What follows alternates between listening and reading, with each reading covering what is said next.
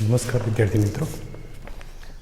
ધોરણ 9ના આપણા અભ્યાસક્રમમાં આગળ વધતા આપણે યુનિટ 8 તરફ ચર્ચા માટે જઈ રહ્યા છે. યુનિટનું નામ છે a day in the life of N Indian fighter pilot. Pilot શબ્દ સાંભળતાની સાથે જ આપણા મનમાં હવામાં ઉડવાના વિચારો કદાચ આવી જતા હોય છે. સ્વાભાવિક છે કે પ્રવર્તમાન જે સમય ચાલી રહ્યો છે, મોડર્નાઇઝેશનનો, આધુનિકરણનો, ગ્લોબલાઇઝેશનનો, વૈશ્વિકરણનો, અને એવા સંજોગોમાં વિજ્ઞાન જ્યારે જુદા જુદા ક્ષેત્રોમાં હરણફાર ભરી રહ્યું છે, ત્યારે આપણે પણ આપણા જીવનમાં કંઈક ના કંઈક વસ્તુ, કોઈક ના કોઈક પદ ધારણ કરવાની અપેક્ષાઓ રાખતા હોઈએ છીએ. પ્રસ્તુત પાઠમાંથી આપણે એક બાબત શીખવા માટે ખાસ ધ્યાન રાખવાની છે કે આપણા જીવનમાં કોઈક ધ્યેય હોવું જોઈએ, ગોલ હોવું જોઈએ, આપણે કશુંક બનવું છે, અને એ બનતા પહેલાં એ બનવા માટેની જે કંઈ જરૂરિયાતો છે, નેસેસિટીઝ છે, એને આપણે કઈ રીતે મેળવવી અથવા તે અંગે શું કરવું, એ બાબતોને પણ ધ્યાનમાં રાખતા શીખવા જેવું છે. સરકારશ્રીના વિવિધ વિભાગોમાં જુદી જુદી ઘણી બધી નોકરીઓ અવેલેબલ છે. સાથે સાથે દેશની સેવા માટે પોતાની જાત સમર્પિત કરવા માટે સૈનિકો જે છે, સોલ્જર્સ, એની પણ જુદા જુદા પ્રકારની કમાન્ડ આપણને જોવા મળે છે. ભૂમિદળ, હવાઈદળ, નૌકાદળ. તો આ પ્રમાણેની જે વ્યવસ્થાઓ સરકારશ્રીના સંદર્ભમાં અને દેશની રક્ષા કાજે છે, તો એવા જ સંદર્ભમાં આપણને અહીંયા પાયલોટ વિશે, ફાઇટર પાયલોટ વિશેની આપણને એક સ્ટોરી આપેલી છે, અને એના સંદર્ભમાં આપણે અભ્યાસ કરવા માટે જઈ રહ્યા છે. સૌપ્રથમ તો આપણને એક રિસાઇટ માટે કાવ્ય આપ્યું છે, આપણે એને રીડ કરવાનું છે, અને એના અંતે આપણને કેટલાક રેન્ક વાઇઝ જે પિક્ચર્સ આપેલા છે એને પણ થોડાક સમજવાનો પ્રયાસ કરવાનો રહેશે. જો આપણે રિસાઇટ પોએમવાળા ભાગમાં આપણને શું આપ્યું છે કે છે due to brave hearts brave soul the brave and the bold who braved the enemy braved the cold. કાવ્યની આ પંક્તિઓ આપણને બહાદુરીની વાત કરી રહી છે કે આપણો હાર્ટ જે છે, મનના નિર્બળ વ્યક્તિઓ કદી સાહસ નથી કરી શકતા. એટલે કે સૌ પ્રથમ તો હાર્ટ આપણું મજબૂત બનવું જોઈએ, દ્રઢ બનવું જોઈએ, શક્તિશાળી વિચારોથી ભરેલું હોવું જોઈએ. એટલે કે આપણું જે મનની તંદુરસ્તી છે, બહાદુરી છે, મનમાં હોવી જોઈએ. બ્રેવ સાઉલ્સ, આપણો જે આત્મા છે એ પણ આવા જોશ ભરેલો હોવો જોઈએ. The brave and the bold નીડર, જે બહાદુર છે, નીડર છે, એવા વ્યક્તિઓ જ હુ બ્રેવડ ધ એનિમી, જે એનિમીની સામે બહાદુરીપૂર્વક ઊભા રહી શકે છે, લડી શકે છે અને ડિફીટ આપી શકે છે. એન્ડ બ્રેવડ ધ કોલ્ડ, સાથે સાથે એ ઠંડીને પણ મહાત આપી શકે છે. આપણે તો આપણા લશ્કરના સંદર્ભમાં વિચારીએ તો ઉત્તર સરહદે આપણો હિમાલય પર્વત આવેલો છે, જેની સિચ્યુએશન્સ વિશે આપણે જાણીએ છીએ કે બરફ આચ્છાદિત આખો પર્વતમાળા છે, અને ત્યાં રહેવું કેટલું કઠિન છે. તો આપણે શિયાળાની થોડીક ઠંડી સહન કરતાં રોકાતા હોય, એટલે કે ઠંડીનું પ્રમાણ થોડું વધે છે તો તરત જ વિચાર કરતા થઈ જઈએ છીએ, સ્વેટર વગેરે લેતા થઈએ છીએ. તો ત્યાં તો કન્ટિન્યુઅસમાં ઘણી બધી -ડિગ્રીમાં તાપમાન છે. એના સંદર્ભમાં વિચારીએ કે એવા બહાદુર વ્યક્તિઓ આ ઠંડીને પણ માત આપે છે. વી એટેન્ડ ફ્રીડમ, આપણે ફ્રીડમ એટેન્ડ કર્યું છે, ગેઇન કર્યું છે, ગેટ કર્યું છે, મેળવી લીધું છે, આપણે ફ્રીડમ મેળવેલું છે. What should we do two written the freedom, પણ આ ફ્રીડમ જે મળ્યું છે, આપણને જે આઝાદી મળી છે, એને રિટેન કરવા માટે, એને સાચવી રાખવા શું કરશું? વોટ શુડ વી ડૂ, આપણે શું કરવું જોઈએ, શું કરીશું? Vote should we do to remain free, આપણે જો મુક્ત રહેવું છે તો એ બાબતે આપણે શું કરવું પડશે? What should we be our goal to remain free, અને આપણા મુક્ત રહેવાનું જે આપણો ગોલ છે, આપણો ટાર્ગેટ છે, એના માટે આપણે શું કરવું જોઈએ? What should we be for our souls, આપણા આત્માને સ્વતંત્ર રાખવા શું કરશું? જો એ આપણે કાવ્યમાં જે પંક્તિઓ આપી છે એમાં દરેકમાં વોટ શુડ વાળું વાક્યને ઉમેરીને બોલવાનો પ્રયાસ કર્યો છે. આપણને પંક્તિઓ તો આ પ્રકારે આપેલી છે. What should we do to remain this freedom, to remain free should be our goal, to remain free should be our souls. તો દરેક જે સેન્ટેન્સ હતા એની આગળ આપણે વોટ શુડ બી આ શબ્દ ઉમેરીને આપણે વાક્યને વાંચવાનો રિસાઇટ કરવાનો પ્રયાસ કર્યો હતો કે આપણને સ્વતંત્રતા તો મળી ગઈ છે, એના માટે મહામૂલા જીવનોનું બલિદાન ઘણા બધા મહાન વ્યક્તિઓ કે જેમને આપણે આદરપૂર્વક યાદ કરીએ છીએ એમણે પોતાના જીવના બલિદાન આપેલા છે અને આપણને આ મળેલી છે, પણ મળ્યા પછી એને ટકાવી રાખવું અઘરું છે. તો આપણી આ મળેલી સ્વતંત્રતાને આપણે કેવી રીતે સાચવી રાખશું, એનું જતન કરશું, એ બાબતે આપણે શું શું કરવું જોઈએ એના વિશે વિચારવાની વાત કરી છે. Free from the fear of doubt. Vote should we do to free from fear of doubts? આપણા મનમાં જે ભયના શંકા સ્થાનો છે, એટલે શંકાશીલ જે ભયની લાગણીઓ છે, એનાથી ફ્રી થવા માટે શું કરશું? Free from reel of our rout. રાઉટનો અર્થ છે ડિફીટ કરવું, એટલે કે આપણે હારથી બચવા માટે, આપણે જીવનમાં ક્યારે હારનો સામનો ન કરવો પડે એ માટે શું કરશું? Free from the fear of loss.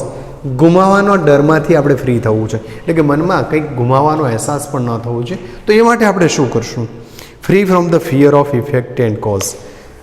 અસરો અને કારણો અને અસરોના ભયમાંથી આપણે મુક્ત થવા શું કરશું? Free to think each one. Thank each one.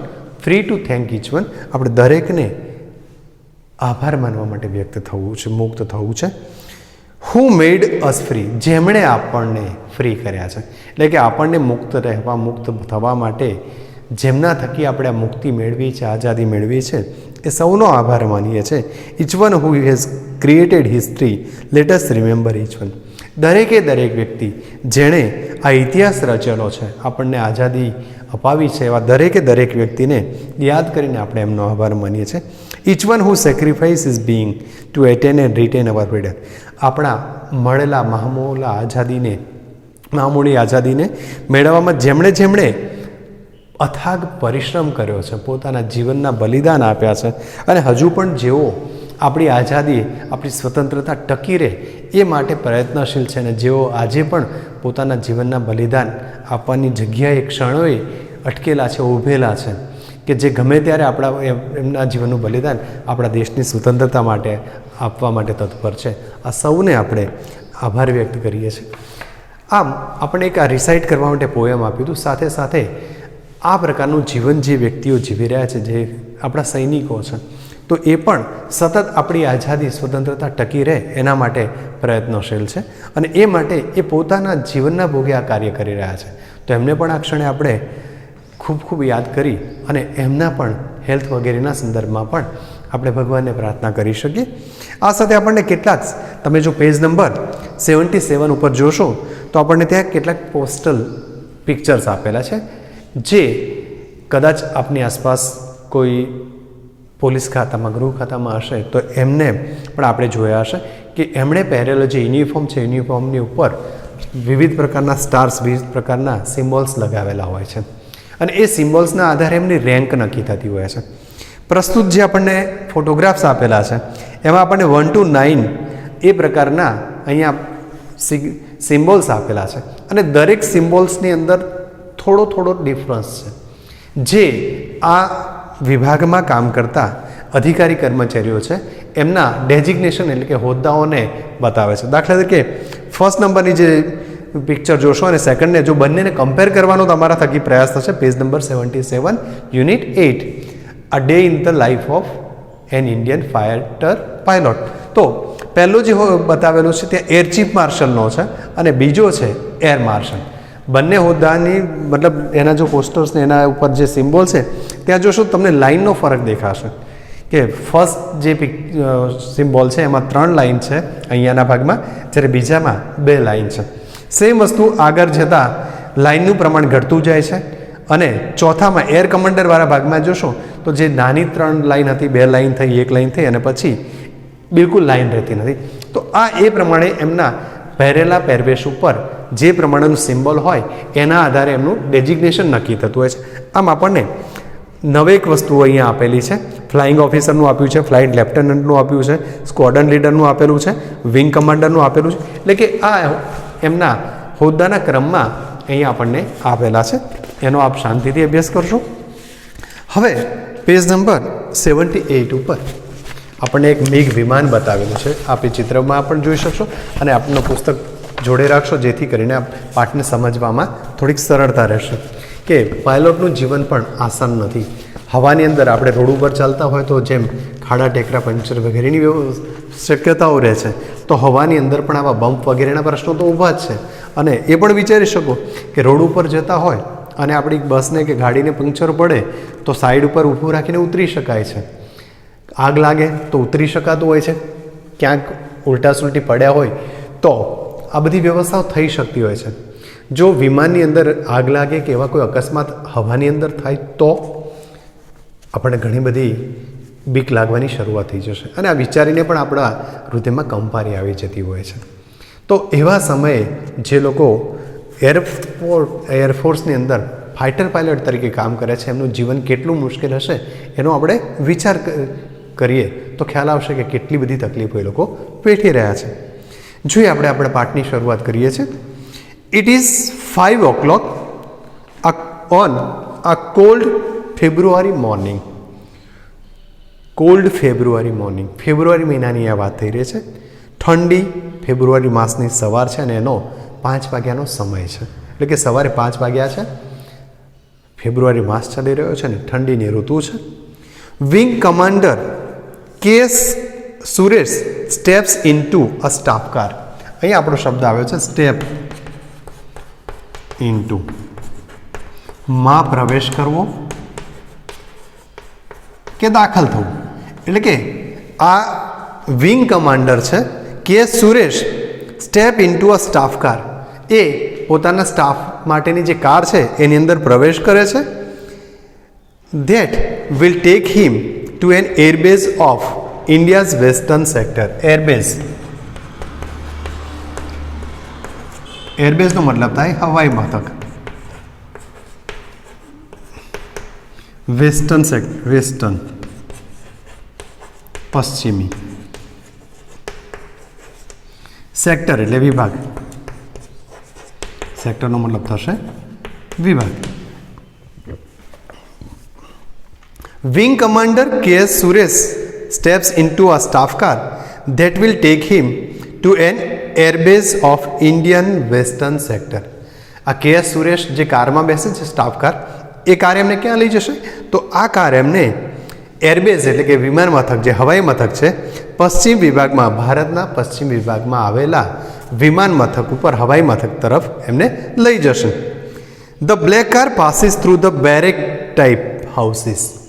લશ્કરના માણસો જ્યાં નિવાસ કરે છે, આપણા જે મકાનો છે એવી જ રીતે આ આર્મીની અંદર, એરફોર્સની અંદર જે લોકો રહે છે એમના રહેઠાણ માટે જે મકાનો બનાવેલા છે એને બેરેક તરીકે ઓળખવામાં આવે છે.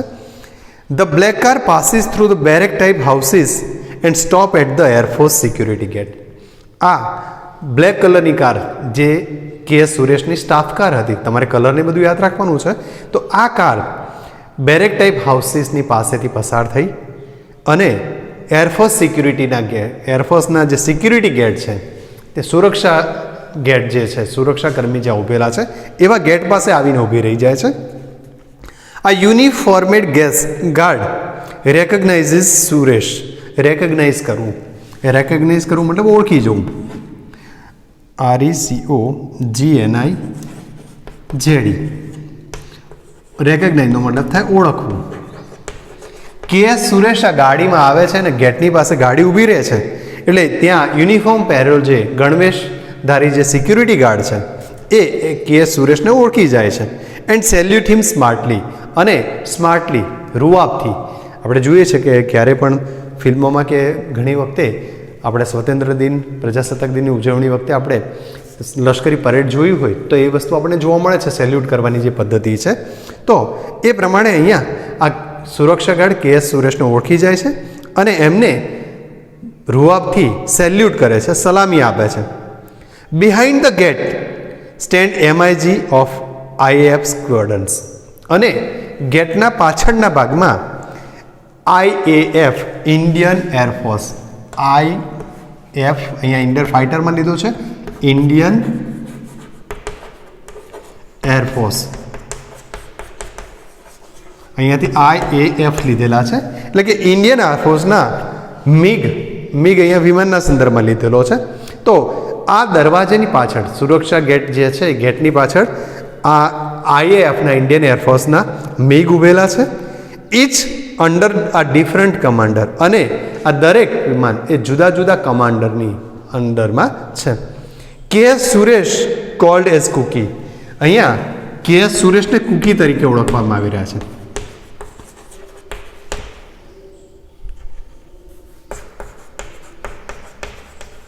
KS. Suresh is called as Cookie, commands 321 squadrons. અને આ 321મી જે સ્ક્વોડ્રન છે એનું કમાન્ડ એટલે કે એનું સંચાલન આ કે.એસ. કુકી દ્વારા કરવામાં આવી રહ્યું છે. એટલે કે સવારનો સમય હતો, 5 વાગ્યાની આસપાસનો સમય હતો. કે.એસ. સુરેશ પોતાની કાર એટલે કે સ્ટાફ કારની અંદર બેસી અને ઇન્ડિયન એરબસનું જે પશ્ચિમ સેક્ટર છે, પશ્ચિમ વિભાગ છે, ત્યાં પહોંચ્યા હતા. અને એઓ આ જે કારમાં ગયા એ બ્લેક કલરની કાર સિક્યુરિટી કેબિન પાસે, સિક્યુરિટી ગેટ પાસે ઊભી રહી. ત્યાં ઊભેલા સિક્યુરિટી ગાર્ડે એમને ઓળખ્યા અને એમને રૂબાબ સાથે સલામી આપી. અને એ જ વખતે આ ગેટના પાછળના ભાગમાં મેઘ, ઇન્ડિયન એરફોર્સના મેઘ ઊભેલા છે. અને દરેક જુદા જુદા કમાન્ડરના એટલે કે જુદા જુદા જે કમાન્ડર છે એના સંચાલન હેઠળ છે, એના અંડરમાં એ કામ કર્યા છે. KS. Suresh called Cookie commands 321 squadrons. અને આ કે.એસ. સુરેશ જે કુકી તરીકે ઓળખાય છે એ 321 નંબરની જે બટાલિયન છે, કમાન્ડ છે, મતલબ સ્ક્વોડ્રન છે, એના એ લીડર છે. એટ 5:20 આ જે કંઈ સમય થયો છે, 20 મિનિટ જેટલો સમય થયો હતો. હવે at 5:20 AM Cookie is in a flight planning room. હવે આ કુકી એટલે કે કે.એસ. સુરેશ અને એમની સાથે જે કોઈ ત્યાં હાજર હશે એ આ ફ્લાઇટ પ્લેનિંગ રૂમમાં, પ્લેનિંગ રૂમ મતલબ આયોજન રૂમ, આપણે પ્લાનિંગ પણ કહીએ છીએ,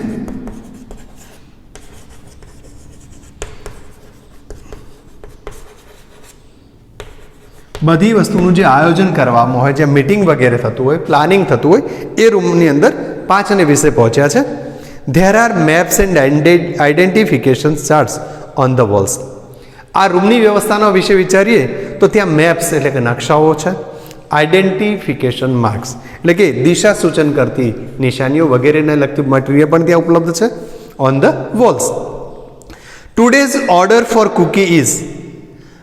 આજે આ કુકીઝને જે ઓર્ડર આપવામાં આવેલો છે એ શું છે? તો today's order for Cookie is an air strike at Batala. Air strike,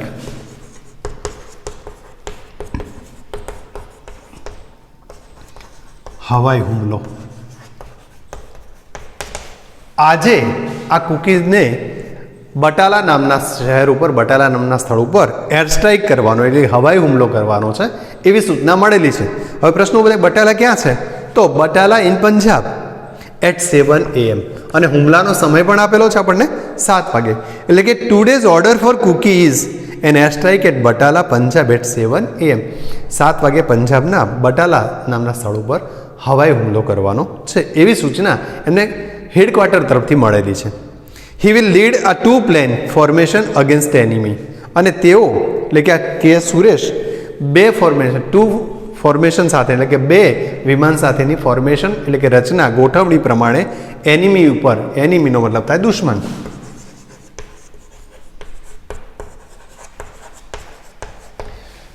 બે વિમાન સાથેની ફોર્મેશનથી એઓ દુશ્મન ઉપર હુમલો કરવાના છે. 17th armed brigade of a hostile country. Hostile country, હોસ્ટાઇલનો અર્થ પણ અહીંયા આપણે દુશ્મનમાં જ લઈ જવાના છે. હોસ્ટાઇલ કન્ટ્રી, જે હોસ્ટાઇલ આર્મી જે છે, હોસ્ટાઇલ કન્ટ્રી છે, એની જે 17મી બ્રિગેડ છે એની સાથે આ ફોર્મેશન સાથે અહીંયા યુદ્ધનો અભ્યાસ કરવાનો છે. એટલે કે યુદ્ધ અભ્યાસ માટે આ ટીમ જઈ રહી છે. This mission is assigned by the commander headquarters. આ જે મિશન છે, મિશન મતલબ કાર્ય, કયું કાર્ય છે તો આપણે થોડી વાર પહેલાં જાણ્યું કે પંજાબના બટાલા શહેર ઉપર 7 વાગે એર સ્ટ્રાઇક કરવાની છે. આ મિશન એટલે કે કાર્ય, આ કાર્ય HQ દ્વારા, હેડક્વાર્ટર દ્વારા, કમાન્ડર હેડક્વાર્ટર દ્વારા ફાળવવામાં આવેલું છે. War time conditions are practice as actually as possible. War time condition, war time યુદ્ધનો સમય, અને કન્ડિશનનો મતલબ થાય સ્થિતિ.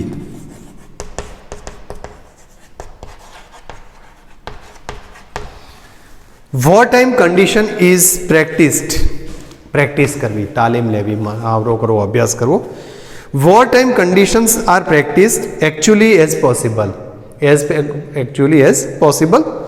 યુદ્ધના સમયની જે સ્થિતિઓ હોય છે એવી સ્થિતિનું નિર્માણ કરી અને આ પ્રેક્ટિસ, આ મહાવરો કરવામાં આવી રહ્યો છે. On this day Cookie is too busy to worry about the risk. આ દિવસે કુકી ટુ બ્યુઝી, ખૂબ પ્રવૃત્તિમય છે, પણ કઈ બાબતમાં? તો કે છે અબાઉટ ધ રિસ્ક.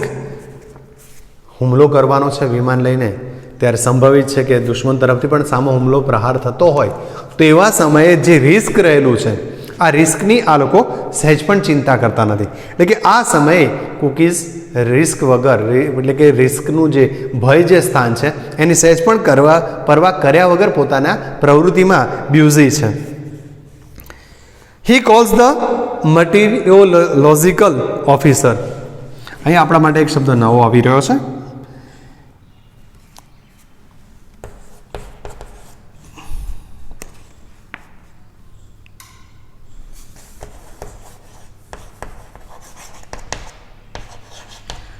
હવામાન શાસ્ત્રી. તેઓ મટીરિયોલોજિકલ જે ઓફિસર છે એમને બોલાવે છે. He calls the meteorological officer to get the weather report. Get weather report મતલબ હવામાન અંગેનો રિપોર્ટ મેળવવા, અહેવાલ કે હવામાન કેવા પ્રકારનું છે. વિમાનનું ઉડ્ડયન કરવાનું છે એટલે આકાશ સ્વચ્છ છે, આકાશમાં વાદળો છે, ધુમ્મસ છે, આ બધા પ્રકારની માહિતી મેળવવા માટે તેઓ મટીરિયોલોજિકલ જે ઓફિસર છે એમને બોલાવે છે to get the weather report. Thick clouds at 550 metres. હવે એમના દ્વારા જે રિપોર્ટ આપવામાં આવી રહ્યો છે એના આધારે જોઈએ તો 550 મીટર ઉપર થિક ક્લાઉડ્સ એટલે કે ગાઢ વાદળો છે. વિઝિબિલિટી 5 કિલોમીટર્સ છે, એટલે કે 5 કિલોમીટર સુધી સ્પષ્ટ જોઈ શકાય એમ છે. આ બેઝ હેઝ એટ 400 મીટર્સ, 400 મીટરના ભાગમાં હેઝ એક પ્રકારનું ગાઢ ધુમ્મસ જોવા મળી રહ્યું છે. West wind is at 15 kilometres per hour. અને પશ્ચિમી જે પવન છે, વેસ્ટ એટલે પશ્ચિમ દિશા અને વિન્ડ એટલે પવન, એટલે કે જે પશ્ચિમી પવન છે એ 15 કિલોમીટર પર અવરની ઝડપે ફૂંકાઈ રહ્યો છે. એન્ડ સ્લાઇટ એર ડિસ્ટર્બન્સ, અને સાથે સાથે થોડુંક હવાનું તોફાન, એટલે કે ચક્રવાત ટાઈપનું કે ધૂમ એના પ્રકારનું હવાનું તોફાન પણ ત્યાં થોડું જોવા મળી રહ્યું છે. Now marker pens, rulers, protractors and compasses are waiting for him on the long wooden table. હવે જ્યારે રૂમમાં પહોંચ્યા છે, રૂમમાં પહોંચતાની સાથે સૌપ્રથમ તો એમને મટીરિયોલોજિકલ જે ઓફિસર હતા એમને બોલાવી અને હવામાન વિશેની માહિતી મેળવી લીધી. અને માહિતીમાં આપણે જોયું કે 550 મીટરના ઊંચાઈ ઉપર ગાઢ વાદળો છે, સાથે સાથે વિઝિબિલિટી 5 કિલોમીટરની હતી, અને જે હેઝનું પ્રમાણ હતું 400 મીટર જોવા મળ્યું. તો સાથે સાથે 15 કિલોમીટરની ઝડપે પશ્ચિમી પવન પણ ફૂંકાઈ રહ્યો હતો, અને થોડુંક હવાનું ડિસ્ટર્બન્સ પણ ત્યાં છે, એવી પ્રકારની માહિતી એમણે મેળવી. હવે તે રૂમની અંદર પહોંચે છે તો એક મોટા ટેબલ ઉપર શું શું પડેલું છે એના વિશેની આપણને વિગત આપી છે. તો માર્કર પેન્સ, રૂલર્સ, પ્રોટેક્ટર્સ એટલે કે કોણ માપક, ખૂણા માપવાના સાધનો, કંપાસ એટલે કે હોકાયંત્ર આર વેઇટિંગ ફોર હિમ. તો જ્યારે આ રૂમની અંદર પ્રવેશે છે તો ટેબલ ઉપર protractors, compasses, ruler, marker pen જેવા સાધનો જાણે કે એમની રાહ જોતા પડેલા છે. Cookie takes out a map from the shelf and chalks out the path. હવે આ જે કુકી છે, એટલે કે આપણે કુકી અહીંયા કે સુરેશને કહેતા હતા, તે શું કરે છે તો ટેક્સ આઉટ અ મેપ, એક નકશો લે છે ફ્રોમ ધ શેલ્ફ મતલબ છાજલી ઉપરથી એક નકશો લે છે, અને એ નકશાના આધારે ચોક આઉટ ધ પથ. ચોકઆઉટનો અર્થ થાય તૈયારી કરવી, પ્લાનિંગ કરવું. ચોક આઉટ ધ પથ and speed of the plane. આ જે વિસ્તારની માહિતી, હવામાનની માહિતી મેળવી લીધા પછી હવે કઈ દિશામાં કેવી રીતે જશે અને કેટલી સ્પીડે જશે એ બાબતનું પ્લાનિંગ કરે છે, એટલે કે ચોકઆઉટ કરે છે. અને સાથે સાથે પ્લેનની ગતિ કેટલી રાખવી એના વિશે પણ એ નક્કી કરી લે છે. In an hour the mission is planned. 1 કલાક જેટલા સમયની અંદર આ મિશનનું પ્લાનિંગ કરી દેવામાં છે. એટલે કે આપણે જોયું હતું કે 5:20 આ રૂમમાં પ્રવેશો છે, એટલે કે 1 કલાકનો સમય લીધો તો 6:20 સુધીમાં લગભગ આ પ્લાનિંગ એનું પૂરું થયું હશે. The mission is planned then he goes to another room and discusses the target with an army officer. પછી એ બીજા રૂમમાં જાય છે અને જે આર્મીના ઓફિસર છે કે જેઓ પોતે પણ સ્કોડર છે એમની સાથે એણે જે પ્લાનિંગ વિચાર્યું છે એ પ્લાનિંગની ચર્ચા કરે છે. Squadron leader Bundel Tyagi is present there. આ બીજા રૂમની અંદર સ્કોડન લીડર બંડલ તરીકે ઓળખાય છે જે એ મિસ્ટર ત્યાગી ત્યાં હાજર છે. એટલે કે આ બધી ચર્ચા મિસ્ટર ત્યાગીની સાથે થાય છે. He is cookies વિંગમેન on this trip. અને તેઓ આ કુકીના વિંગમેન તરીકે કાર્ય કરવાના છે. During this exercise rank means nothing. જ્યારે આ પ્રકારનું કાર્ય હાથ ધરેલું હોય ત્યારે રેન્ક એટલે કે હોદ્દો મહત્ત્વનો નથી. એટલે કે કોણ ઉપરી અધિકારી છે, કોણ નીચલા અધિકારી છે, આ બાબત આ સંજોગોમાં ક્યાંય મહત્ત્વ ધરાવતી નથી. આમ આપણે શરૂઆતના જે 3 પેરેગ્રાફ છે એમાં આટલી બાબતો જોઈ છે કે કે સુરેશ જે ઇન્ડિયન એરફોર્સના એક ફાઇટર પાયલટ છે અને તેઓ કુકી તરીકે ઓળખાય છે. તેમને એટલે કે એમની બટાલિયનને એમની સ્કોડનને એક કામ સોંપવામાં આવ્યું છે કે પંજાબના બટાલા નામના શહેરમાં 7 વાગે એર સ્ટ્રાઇક કરવાની છે અને આ કામ એમને હેડક્વાર્ટર દ્વારા એસાઇન કરવામાં આવેલું છે, સોંપવામાં આવેલું છે. સાથે સાથે એમની મદદ માટે પણ વ્યવસ્થા કરેલી છે. પણ એ પહેલાં એ સૌ પ્રથમ તો શું કરે છે તો પોતે પોતાની સ્ટાફ કારની અંદર બેસી અને એરફોર્સનું જે હવાઈ એરબેઝ છે ત્યાં જાય છે. ત્યાં ગેટ પાસે સુરક્ષા ગાર્ડને મળી અને ત્યાંથી અંદર એન્ટર થયા પછી એ પ્લાનિંગ રૂમમાં જાય છે. ત્યાં જે વિગતો પડેલી છે પ્રોટેક્ટર, કમ્પાસ, માર્કર પેન આ બધાનું મદદ લઈ અને પોતે કેટલી સ્પીડથી અને કઈ રીતે આ પ્લાનિંગ કરશે, હુમલો કરશે એ બધી વિગત તૈયાર કરી અને એ ત્યાં જે સ્કોડન લીડર છે બંડલ કે મિસ્ટર ત્યાગી એમની સાથે આની ચર્ચા કરે છે. આટલી વિગતો આપણે જોઈ છે. હવે એના પછીની જે વિગતો છે એની ચર્ચા આપણે આપણા નેક્સ્ટ લેક્ચરમાં કરીશું. ત્યાં સુધી આપણે આ પાર્ટને રીડ કરી રાખશો.